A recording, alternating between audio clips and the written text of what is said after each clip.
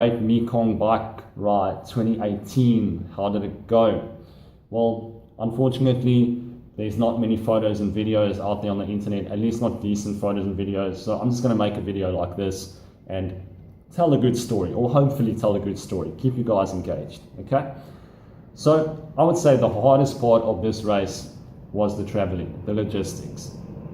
So it's just getting from point A to B, getting the right kind of food, that stuff. For me, that was the hardest part. The actual racing, getting on the bike, smashing it, going deep, balls deep, that wasn't hard. I mean, I'm used to that. I'm comfortable with that kind of stuff. So the hardest part was just getting uncomfortable, traveling. I know I might sound like a pussy, but you know, when you're vegan and you have certain kinds of foods that you want to eat, then you know, it gets a little bit difficult. I was literally living on Oreos and Lay's chips. So crisps and Oreos. So I was getting a lot of fat in, a lot of nutrient poor food, but you know, I was still making it work. I felt good on the bike. Thanks to the manager for getting me sticky rice the one day. If it wasn't for the sticky rice, I would have probably started crying because I was just like really struggling without decent fuel. So when I got the sticky rice and used some soy sauce, it was all good. So stage one was a flat stage, 127 Ks, fast racing. Here's a funny story. I went to the bushes to take a pee in the neutral zone, 6K neutral zone, and then I came back just as the flag dropped and the racing started. So just as the racing started, I got back into the group and I was ready to race. So it was quite aggressive. I was just like following moves in the first 30 Ks, boom, boom, boom, boom, boom. You know how the racing is, just like boom, boom, boom, boom, boom. And then after 30 Ks, it split, and then Nick was in the split. Nick was my teammate for the race. We were only two guys, and Nick is really strong on the flats. He can just like fucking go do a 40K time trial at 50 Ks an hour. He's really fast on the flats. So yeah, he got away in the group, and I hesitated a bit because I saw he was in the group, and I didn't want to drag the rest of the bunch across. So I just left it. In hindsight, I should have gone with the group. I should have just fucking snapped across, but you know, sometimes you miss it. And that was just that. So I just rode in the gruppetto all the way to the line.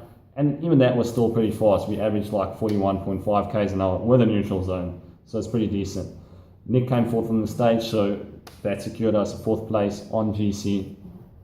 And in the second stage, we did 149 Ks. There was that short climb, 100 Ks into the stage, and that's where the race really split apart. That's where you could see who was strong and who isn't. That was just like the only real test in the race where you could see, okay, these guys have it, these guys don't have it. So the race split apart there. We were only 8 guys to crest the summit. I had to just lower the pace a little bit, didn't want to go too crazy on the climb because I wanted to keep Nick with me so that we were together. So we were 8 guys that went over the summit. I felt really good on the climb. We were, 70 or 80 guys that were doing the race. So the rest of the guys out the back. And from the beginning of the stage, there were 2 guys from Alex's team. Alex is the guy who has the KOM up the door. He's really fast, insane climber. So his teammates were off the front. They held it for 110 Ks. We caught them like 10 Ks after the climb, and yeah, they were just sitting on the back because they were absolutely toast. Unfortunately, the race leader Alex, he hit a big rock. It's a miracle that he didn't come down and really hurt himself, but he hit a rock and he got a puncture. And yeah, we did the etiquette thing and we waited for him to just get a new wheel. It took him like 10 minutes to get a wheel, so we waited for him to get a wheel. And then the group from behind caught us, but it looks like they were pretty toast too, because we started launching the attacks again, like 5 Ks to the line, and then it was only 5 of us that got away, and then I ended up getting 4th on the stage because my sprint is really shit. Okay, and the final day was 95 Ks, actually 93 Ks. It said it was 95, but ended up being 93.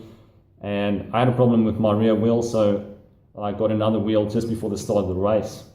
And it was a junior cassette because we had the juniors from Niche racing as well in the team.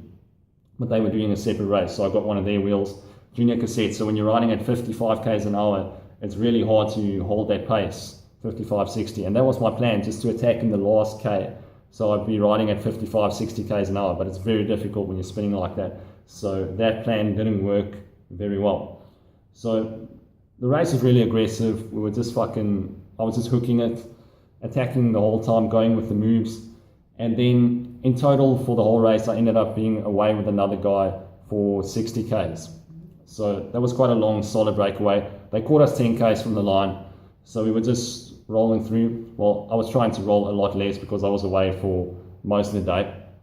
So I was just trying to sit at the back as much as possible, save energy. But at that point, I was already, I was pretty gassed because it was a long day in the saddle. We were fucking drilling it. And then last K, it came a lot sooner than I thought because the race is only 93 Ks and they said 95. So the last K is like, boom, there it is. There's the line, So now you've got to fucking go for it. Tried to go for it, was spinning out too much. So I ended up getting 10th on the stage. So all in all, it wasn't the most successful race. We were only 2 guys. We were racing against continental teams. There were big teams of guys. So, the odds were really against us. But I think considering how we went into the race, it wasn't too bad. So we got 4th on GC, was a decent amount of cash. Now I got myself that niche bike. I paid Nick 10k baht or something like that. He sold it to me for a really good price and got a new bike now. So I'm happy with everything. It was a good experience, something different. Just got to get out of the comfort zone a little bit. And yeah, that's how the racing went.